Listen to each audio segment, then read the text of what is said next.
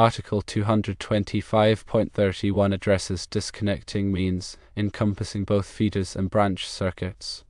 In electrical installations, understanding the distinction between these two is crucial for ensuring safety and code compliance.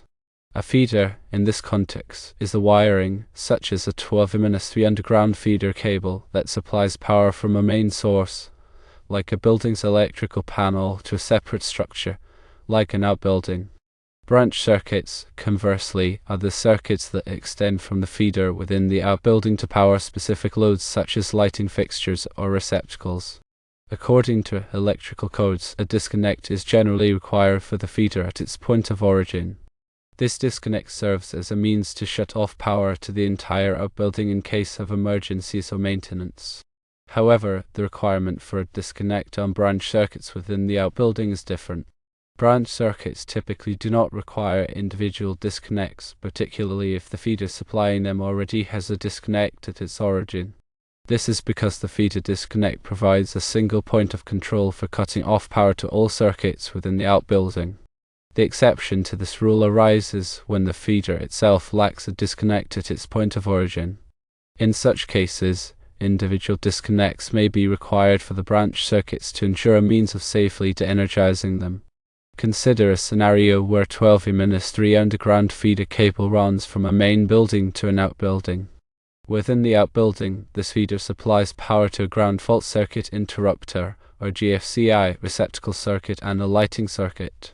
If the feeder has a disconnect at the main building's electrical panel, then no additional disconnects are required for the GFCI receptacle circuit or the lighting circuit within the outbuilding. This is because the main disconnect provides the necessary means to cut off power to all circuits in the outbuilding. The electrical code aims to balance safety with practicality. Requiring disconnects on every branch circuit could become cumbersome and unnecessary, especially when a feeder disconnect already exists.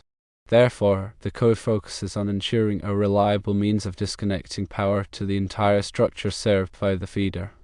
The type of disconnect used for the feeder should be appropriately sized for the load it serves and should be readily accessible. Common types of disconnects include circuit breakers and fuse disconnect switches. When installing electrical wiring and equipment, it is always essential to consult the latest edition of the National Electrical Code, or NEC, and any applicable local codes. These codes provide detailed requirements for safe and compliant electrical installations. Furthermore, it is recommended to consult with a qualified electrician to ensure that all electrical work is performed correctly and safely. Firstly, it is important to identify the feeder. Secondly, determine if it has a disconnect at its origin. Thirdly, check the branch circuit requirements. Fourthly, ensure code compliance. Fifthly, prioritize safety in all electrical work. In the context of electrical systems, a feeder is a set of conductors that carries electrical power from a source of supply, such as a service panel, to one or more branch circuit distribution points. Feeders are typically larger in conductor size than branch circuits because they must carry the total load of all the branch circuits they supply. The role of a feeder is to efficiently and safely deliver power to various parts of a building or structure. The design and installation of feeders must comply with the National Electrical Code, or NEC, and local electrical codes to ensure safety and reliability. Proper sizing of feeder conductors is crucial to prevent voltage drop and overheating, which can lead to inefficient operation or even fire hazards. The overcurrent protection for a feeder must also be carefully selected to protect the conductors from overload and short-circuit conditions. Feeders may supply power to subpanels, which are smaller distribution panels located throughout a building. These subpanels then distribute power to individual branch circuits. Feeders can be run in various types of conduit or cable assemblies, depending on the specific application and local code requirements. The routing of feeders must be carefully planned to avoid physical damage and to maintain proper clearances from other systems, such as plumbing and HVAC. Regular inspection and maintenance of feeders are essential to ensure their continued safe and reliable operation. A branch circuit is the portion of an electrical system that extends from the final overcurrent protection device, such as a circuit breaker or fuse, to the electrical loads it supplies, such as lighting fixtures, receptacles, and appliances. Branch circuits are designed to carry a specific amount of current to power these loads safely. The National Electrical Code, or NEC, specifies the types of branch circuits based on their ampacity, which is the maximum current they can carry continuously without overheating. Common branch circuit ratings include 15 amps, 20 amps, and 30 amps. The type of wiring used for a branch circuit must be appropriate for its ampacity and the type of load it will serve. For example, a 15 amp branch circuit typically uses 14 gauge wire, while a 20 amp branch circuit typically uses 12 gauge wire.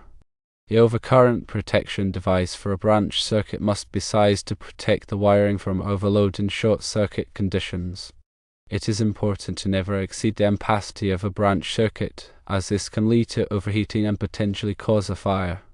Branch circuits are typically installed in a radial configuration, where each circuit originates from the main distribution panel and extends to the loads it serves. However, in some cases, branch circuits may be wired in a multi-wire configuration, where two or more ungrounded conductors share a common neutral conductor. Proper grounding of branch circuits is essential for safety. The grounding system provides a low impedance path for fault current to return to the source, which helps to trap the overcurrent protection device and prevent electrical shock. Regular inspection and testing of branch circuits are important to ensure their continued safe and reliable operation.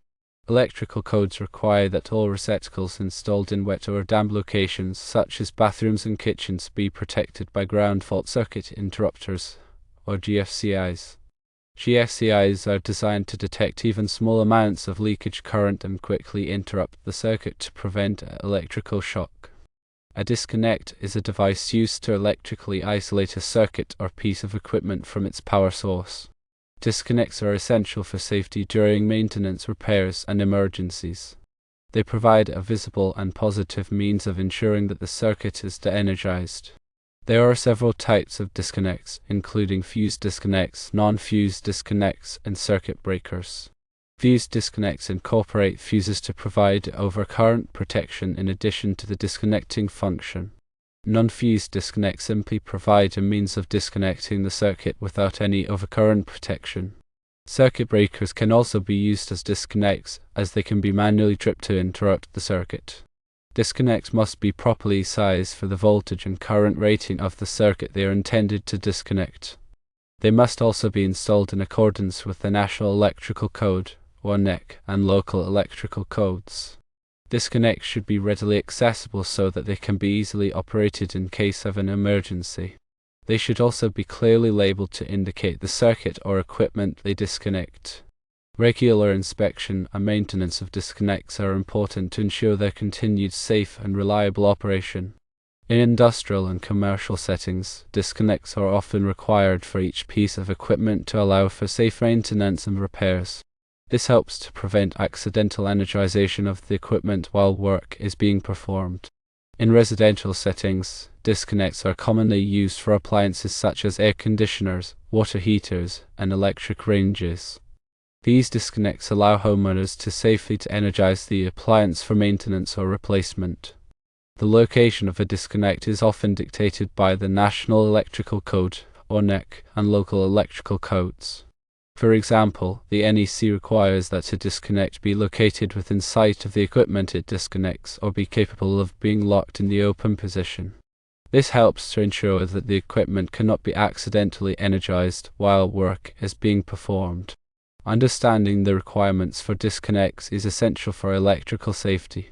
By following the guidelines outlined in the NEC and local electrical codes, you can help to ensure that electrical systems are installed and maintained safely and reliably. When working with electrical systems, it is always important to take precautions to protect yourself from electrical shock.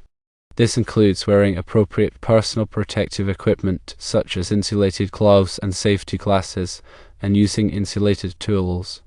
It is also important to de-energize the circuit before working on it and to verify that the circuit is de-energized using a voltage tester. If you are not comfortable working with electrical systems, it is best to hire a qualified electrician to perform the work. Electricians have the training and experience necessary to safely and properly install and maintain electrical systems.